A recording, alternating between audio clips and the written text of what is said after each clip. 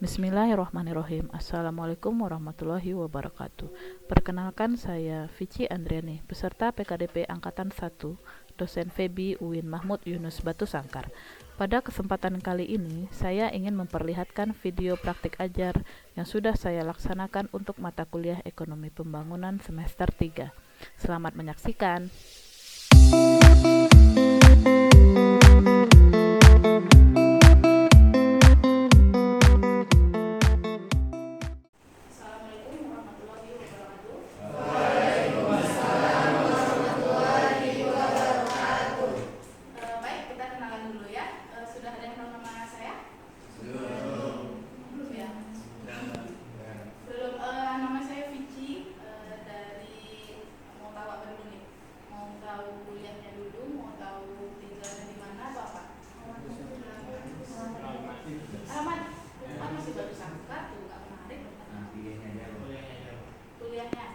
Kuliahnya S1 di UIN Jakarta, S2-nya UGM.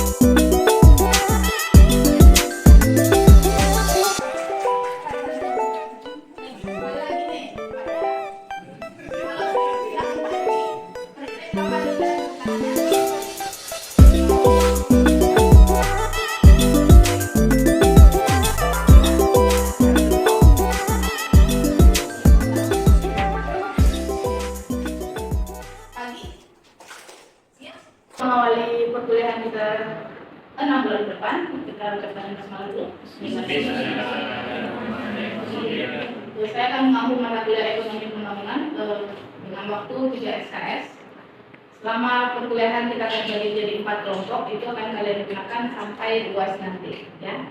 Kelompoknya bagaimana, saya sendiri yang akan bagi. Ada yang mau ditanyakan tentang itu? Ini RPS yang kita gunakan, nah kebetulan karena settingan dari ini kecil ya. Nah ini CPL-nya, ada CPL, ada CPLK. Ini nanti akan saya share di e-kampus, jadi kalian sebenarnya bisa baca. Jadi tidak kelihatan Bu, tapi nanti saya share file saja biar bisa, karena memang pengaruh dari alatnya juga. Jadi kalau digeser-geser takutnya dia goyang tadi. CPL apa? Ada yang tahu CPL apa? Kita perlu membahas ekonomi pembangunan. Silakan, ada yang tahu? Kita belajar ekonomi pembangunan itu untuk apa sih? Seperti apa ini kita belajar? Silakan. Ya boleh. Sebenarnya Rafil ya. Kenapa Rafil kita perlu ini? Karena kita harus membangun ekonomi kita sebelum ada ekonominya. Kita memang membangun ekonomi. Nanti dalam pelajaran ekonomi pembangunan dalam gambaran umum pertemuan pertama kita kali ini, kita akan membahas tentang apa itu pertumbuhan ekonomi versus pembangunan ekonomi. Jadi ada pertumbuhan dan pembangunan, itu berbeda ya. Jangan sampai kalian nanti kamu di akhir ada pertumbuhan ada pembangunan. Lalu kita akan membahas NSB. Ada tahu NSB? Negara sedang berkembang. Apa contohnya? Negara sedang. Lalu kita akan membahas karakteristik NSB menurut Todaro. Kita akan menggunakan buku Arshad Lincoln.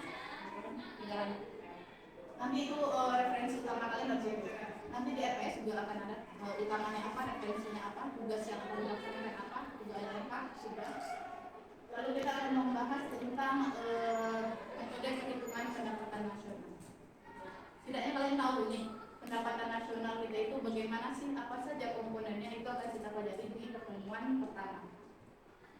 Gampang.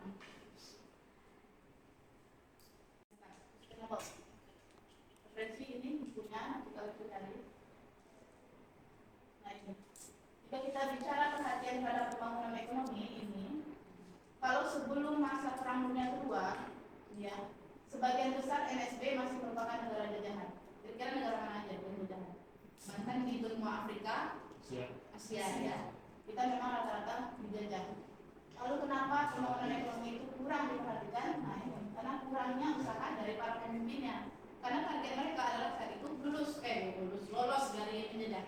Jadi penjajahnya out dari negaranya baru kemudian membangun ekonomi. Jadi ibaratnya target pertama adalah bebas, merdeka. Jadi tidak pada ekonomi. Lalu ini yang terakhir adalah karena penelitian dan analisis tentang persoalan pembangunan ekonomi itu terbatas. Ilmu masih terbatas, kita belum punya IoT, kita belum punya internet, kita masih belajar dari buku, dari saran dahulu. Itu dia. Kalau sekarang kalian juga pasti bisa lebih hebat dari saya yakin. Karena kan ilmu bisa dari mana aja. Cuman ruang ini adalah ruang untuk kita saling sharing, menunjukkan rasa saling menghormati, menunjukkan beberapa hal-hal yang tidak bisa kalian dapat secara ilmu dengan membaca. Ya, menghargai teman itu adanya di sini, menghargai pendidik itu adanya di sini. Kejujuran juga ada di ruangan ini. Kondisi setelah Perang Dunia II berkembang pesat karena negaranya udah merdeka. Jadi akhirnya dia pengen yang baru nih. Saya udah ketinggalan nih, tadinya dijajah. Indonesia contohnya ya, tadi dijajah tinggal banyak. Nah akhirnya si pemimpin negaranya mulai memperhatikan ekonomi. Lalu yang tidak kalah pentingnya ini, negara maju itu juga memperhatikan si NSB. Jadi mereka kasih hibah, kasih bantuan, pinjaman jangka lunak biasanya tetap ada bunga, tapi itu jangka panjang. Ada juga hibah. Jadi bantuan dari luar negeri apakah hanya berbentuk modal atau dana atau uang mentah? Tidak. Apalagi contohnya? Ya ilmu, oke. Terus apa lagi? Apa lagi? Kira-kira? Tenaga kerja bisa nggak? Tenaga kerja profesional? Ya mereka punya nih yang jago paham mesin gitu, paham pertanian. Nanti itu direduktif. Nah ini cakupannya ya, ada 2 kelompok. Nah yang pertama itu pembangunan ekonomi bersifat deskriptif maupun analitis. Dia memberikan gambaran, hanya gambaran dan karakteristik perekonomian pada masyarakat NSB serta implikasi. Lalu yang kedua ini adalah tentang kebijaksanaannya, orientasi kebijaksanaan yang bisa dilakukan untuk mempercepat pembangunan. Lihat bedanya ya.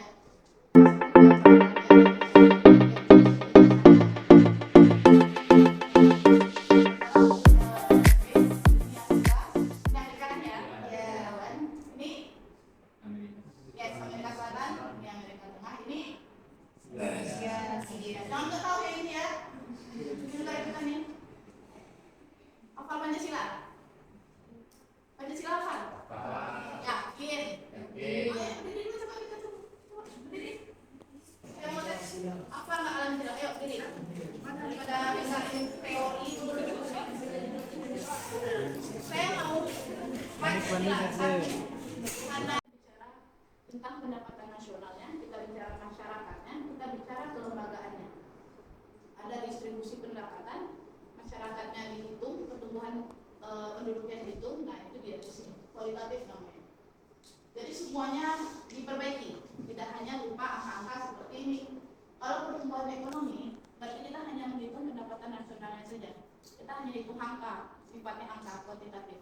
Jadi kalau angkanya bagus, sudah pasti negaranya bagus. Kalau kita pakai analisa pertumbuhan ekonomi. Kalau menurut kalian, sebenarnya bagus mana untuk melihat negara itu makmur atau tidak? Apakah dari sini atau dari sini? Pembangunan ya, tempat kuncinya. Pembangunan ekonomi. Karena dia memperhatikan distribusi pendapatan. Pada pertumbuhan ekonomi ini, bisa saja yang kaya makin kaya, yang miskin makin miskin. Pendapat penduduknya tidak dihitung, distribusi tidak dihitung. Kita bicara ini transformasi struktural tidak terhindarkan jika kita bicara pembangunan ekonomi, karena tadi ada kata kuncinya kelembagaan. Kelembagaan itu adalah di sini kayaknya transformasi struktural ada 4. Ini dengan sumber daya, ini dengan distribusinya nanti, dan ini biasanya dengan penduduknya.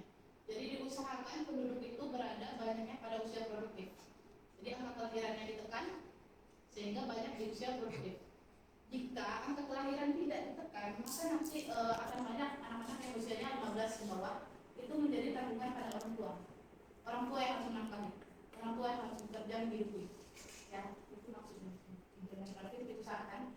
Ada kan piramida penduduk, kalian tahu ya? Tahu nggak piramida penduduk? Usahakan dia di usia produktifnya yang besar. Jadi tidak mengerucut semakin mengerucut gitu loh, lebih besar. Nah ini tadi ya, ini tadi kita bahas sekilas karakteristik.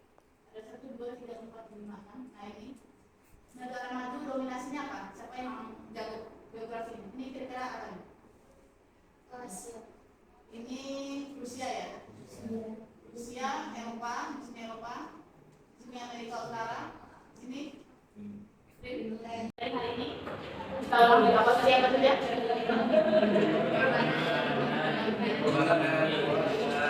pertumbuhan ekonomi, ada pembangunan ekonomi, ada kartu NSB, ada apa lagi? Negara-negara memperlakukan GSP, apa lagi? Pendapatan nasional. Ada berapa metode pendapatan nasional tadi?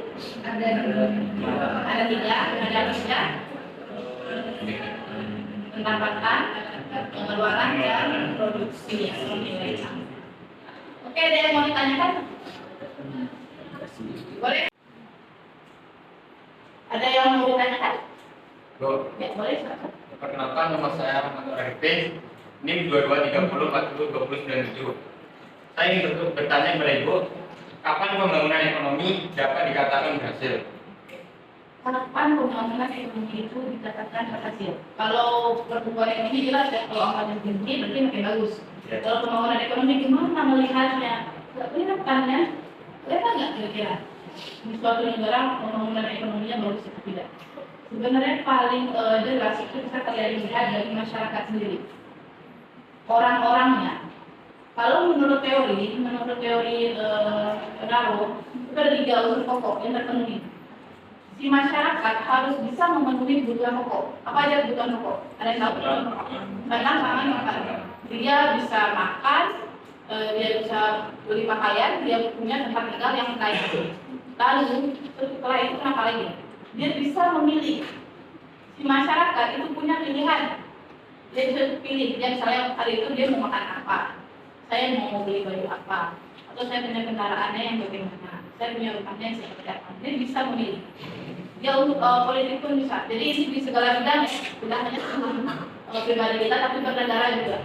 Kita bisa memilih.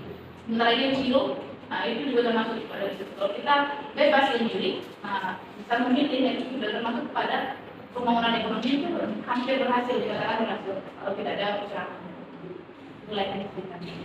Lalu setelah itu apa lagi? Orang kalau dia udah mampu beli ini, beli itu, dia mampu makan, dia nggak bergantung kepada orang lain, apa yang terjadi? Harga dirinya meningkat, self esteemnya meningkat. Iya nggak? Coba kalian pribadi ikutannya ya. Saya mampu beli ini, kok saya mampu beli ini, saya mampu beli ini, saya bisa kok pelajaran ini. Kalian merasa nggak harga diri kalian bikin kelompok 4 terserah 1, 2, ini semua mau kalian tuh, ya.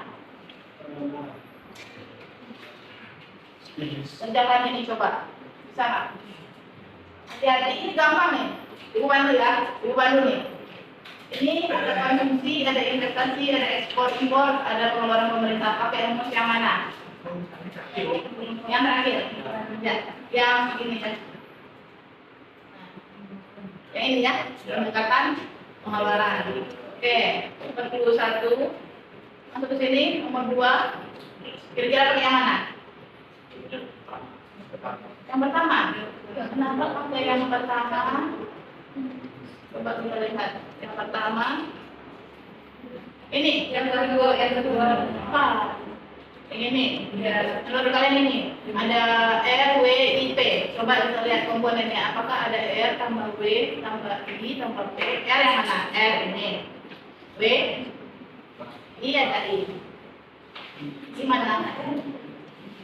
I mana?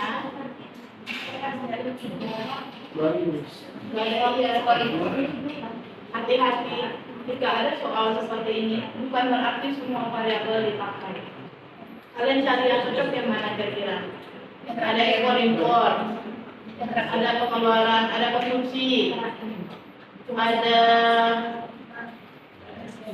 pengeluaran pemerintah, Ini ya, kalian masih bingung ini ya. Pengeluaran pengusaha ini sama dengan investasi. Kalau ngeluarin duit itu berarti tahu kalau bicara utang lain lagi ya, tapi kalau mengeluarkan uang berarti untuk invest ya. Jadi sama, ini dengan rumus yang sama. Paham ini ya? Ini tinggal kalian hitung sendiri di Sator. Ada yang mau mengerjakan?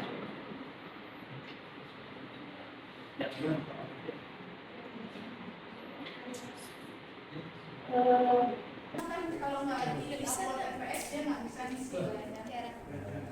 Oke, kita cukupkan. Ada lagi tidak? Yakin? Oke, kita cukupkan perkuliahan kita hari ini dengan mengucapkan alhamdulillah. Minggu depan jaga kesehatan. Assalamualaikum warahmatullahi wabarakatuh.